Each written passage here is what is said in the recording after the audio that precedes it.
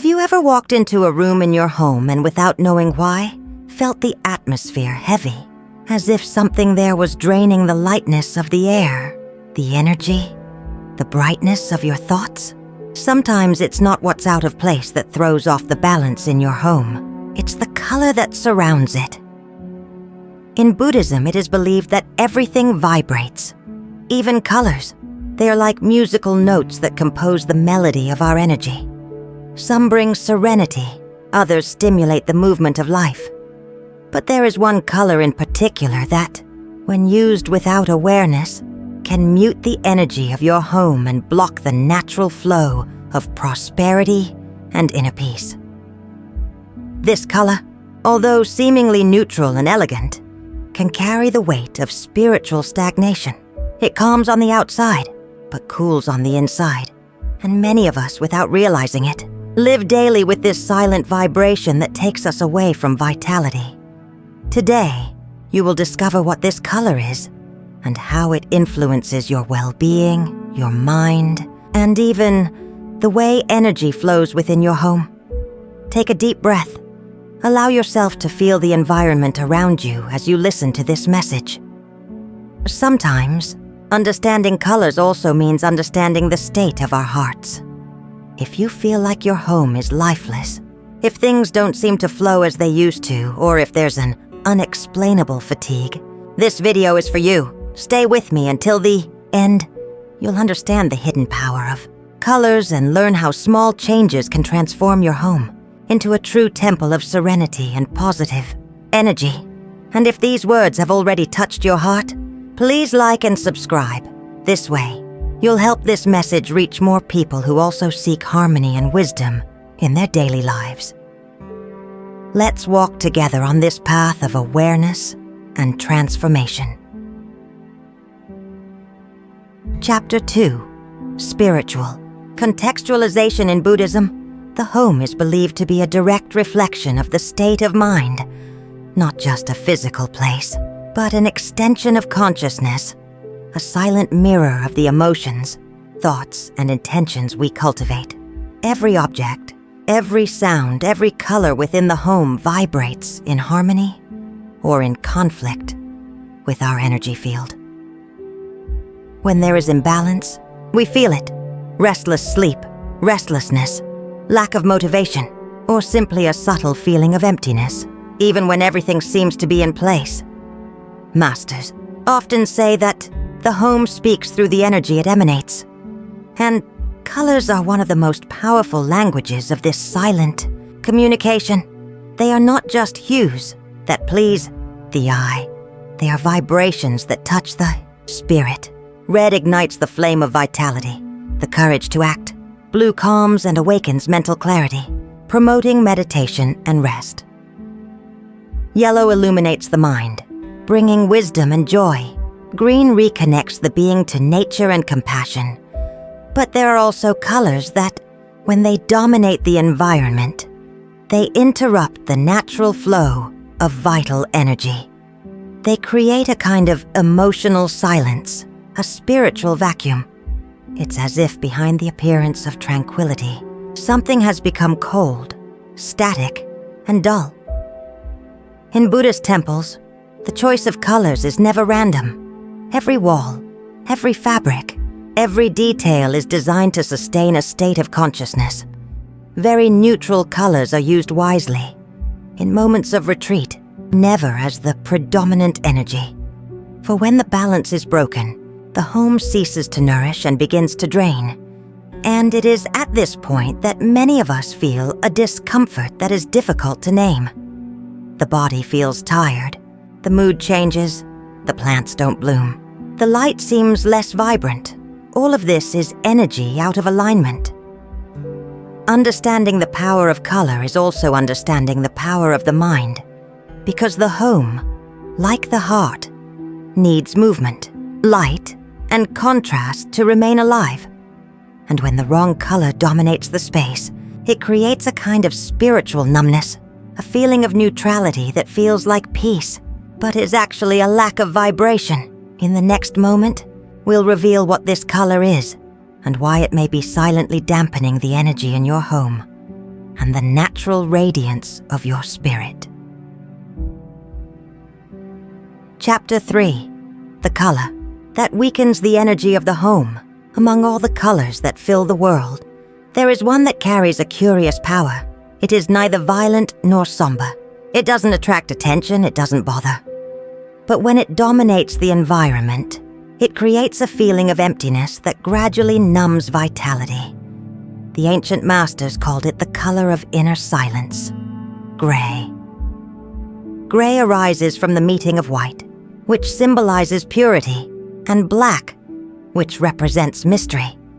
It is the union of extremes, but when balance is lost and it spreads throughout the home, it becomes the symbol of spiritual exhaustion. It is the color of pause, useful for meditation, but dangerous when it becomes a dwelling, because what should be a moment of retreat turns into stagnation. In Buddhism, colors have a purpose. Monks use orange, for example, because it represents the fire of renunciation, the desire that transforms into light. Gold recalls wisdom, the glow of awakened consciousness. Green. It evokes healing and connection with the whole. Gray, however, when in excess, dissolves the life force. It neutralizes emotions, erases contrasts, and creates a kind of silence that is not peace. It is an absence of energy. A home filled with gray tones may seem elegant to the eye, but spiritually it becomes a neutral field, devoid of vibration. Joy has difficulty lingering. Creativity fails to flourish. Even conversations seem shorter, time slower, laughter rarer. Zen masters said that the energy of the home is like a mirror of the soul. When the space loses color, the soul loses expression. Gray is not an enemy. It has its wisdom. It is the color of pause, of the moment before transformation. But like every transitory state, it should not be a place where one lives forever. The problem is not the gray itself, but the imbalance, when all the walls, furniture, and clothing reflect only this neutrality. The energy flow stagnates. The mind feels this. More sensitive people report drowsiness, a lack of desire to start projects, or an unquenchable sadness. Reason. And it all starts with the environment, with the tone that surrounds it. The home must breathe. It must pulse, like life itself. That's why monks choose to live in places surrounded by nature. The green of the plants, the gold of the sun, the blue of the sky. All of this nourishes the spirit. When the environment is too neutral, it doesn't restore our energy. Therefore, if your home is filled with gray tones, perhaps it's time to restore the breath of life, the color that rekindles what gray has put to sleep. In the next chapter, we'll talk about how to rebalance this energy, which colors restore spiritual harmony, and how small changes can reawaken the vitality of your home and your heart. Chapter 4. Concrete Examples and Analogies. Perhaps you've experienced something like this, a perfectly organized, clean, and fragrant house, yet it still feels empty. The walls are painted in soft tones, the decor is harmonious, and yet the heart doesn't feel welcome there. This kind of discomfort doesn't come from aesthetics, it comes from vibration. In Buddhism, it's believed that everything vibrates, sounds, words, thoughts, and yes, even colors. They are like silent breaths that shape how we feel within a space. Think of a garden. Even if the soil is fertile, if everything is the same color, life seems absent. It's the contrast between the green of the leaves, the red of the flowers, and the gold of the sun that makes the garden feel alive. The same is true of the home and the heart. A Tibetan monk was once asked about temple decorations. He replied, "The colors of the temple are not for the eyes. They are for the soul. Each color awakens an emotion. Orange warms and awakens. Enthusiasm, Blue invites inner silence. Green restores balance and hope. But when gray dominates, and nothing else vibrates, the home loses its connection with life. There are people who, without realizing it, surround themselves with gray because they are in a moment of mourning, exhaustion, or deep introspection. The body chooses what the soul feels, and the home becomes a reflection of this silence. Have you ever noticed how, in certain periods of sadness, we feel the urge to dress in more neutral clothes? It's the same principle. The outside follows the inside. But just as winter gives way to spring, the home also needs to bloom again. A simple gesture, a colorful pillow, a green plant, a light curtain, can completely change the energy of a room. It's like opening a window after a long night. Air enters, light enters, and along with them, life returns. There is a Zen story that says, a disciple cleaned the temple every day, but the master said there was still dust. One day, the student asked, "Master, where is the dust?" And the master replied, "It's in your eyes, not on the ground." The same is true of the home. Sometimes the cleansing it needs isn't material, but energetic and emotional. Colors are the simplest and most powerful way to begin this transformation. They remind us that life is made of cycles, and that even what seemed dull can shine again, if it receives a little light, attention, and intention. The secret is to observe, feel what the environment communicates, and allow each space in your home to tell a story of peace, joy, and movement, because in the end, what changes the energy of a home isn't the color of the walls. It's the awakened presence of those who live within them. Chapter 5. The Hidden Effect on the Spirit. When the colors of a home lose their vibrancy, the silence that sets in isn't just visual. It's energetic. The body notices it even before the mind comprehends it. You enter your home and, without knowing why, the air feels heavier. The day seems longer, and even your thoughts slow down a little. This subtle sensation is a reflection of stagnant energy, what Buddhism calls motionless energy, or dormant qi. And when qi falls asleep, everything around you enters a rhythm of pause. Plants stop blooming with the same vigor, pets seek other corners, and even the light that shines through the window seems to lose its brightness. Within us, this same phenomenon occurs. Emotional energy becomes dense, and enthusiasm for life diminishes. It's as if home and heart enter a state of spiritual hibernation together. In Buddhism, it is understood that the home and the being form a single energy field. When the environment vibrates low, the occupant also vibrates low. This is why Zen monks always care for the space around them with such care. Every stone, every candle, every color has a purpose, not out of vanity, but out of awareness. A master once said, "The spirit feeds on silence, but the heart needs color. When there is color, there is movement. And when there is movement, there is life." An excess of gray tones, for example, can make the mind more rational but less sensitive. Emotions become contained, smiles become rarer, and time seems to drag. It's a kind of emotional anesthesia, subtle, almost imperceptible, that gradually weakens the joy of existence. This neutrality is dangerous because it disguises itself as tranquility. But in truth, it is a soulless calm. When the home loses color, the gaze loses brightness, and the heart begins to seek outside for what it no longer finds within. The good news is that this energy can be reawakened. Life is wise. It never goes out completely. It simply rests, waiting for a gesture of awareness to rekindle. A simple touch of color, a new scent, a candle lit with intention. All of this is more than decoration. It is silent prayer. Every color returned to the home is a reminder to the soul that it is still alive, ready to blossom again, because home, ultimately, is the most faithful reflection of what we carry within. If the space vibrates with love, the heart vibrates with peace.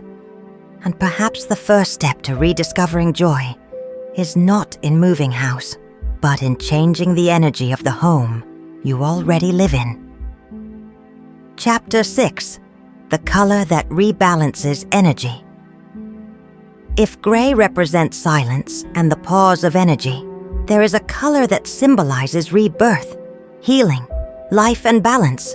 This color is green. In Buddhism, green is the hue of the awakened heart. It represents the energy of compassion, the power of renewal, and the silent wisdom of nature. When green is present, the energy of the environment reorganizes itself in an almost magical way. It doesn't invade. It doesn't impose. It simply flows. This is why monks like to live near mountains and forests. The green of the leaves calms the mind, restores the natural rhythm of breathing, and reminds the spirit that life continues, even after storms. The home also needs this vibration. A simple plant in the corner of the room can transform the air. A painting of a natural landscape, a green pillow, a jade-colored curtain. All of these open, subtle portals through which energy can circulate again. And it's not just about aesthetics, but about intention. When you place something green in your home with the purpose of bringing harmony, you are sending a spiritual message. May there be life here. May there be movement here. Green is the symbol of forgiveness and acceptance. It invites us to look at what has been and say, "All is well.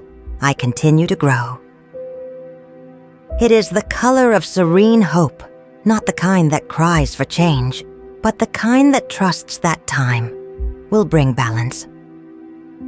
In Buddhist teachings, balance is seen as the true form of prosperity, because what is in harmony flourishes, and what flourishes naturally attracts abundance. So if your home has become a cold, silent, or tired space, start simple. Bring greenery into it. It could be a bamboo pot, a small garden on the balcony, or even a wall painted the soft shade of a new leaf. Notice how, over time, even your mood changes. The mind rests. The body renews itself. The air feels lighter. Green isn't just color.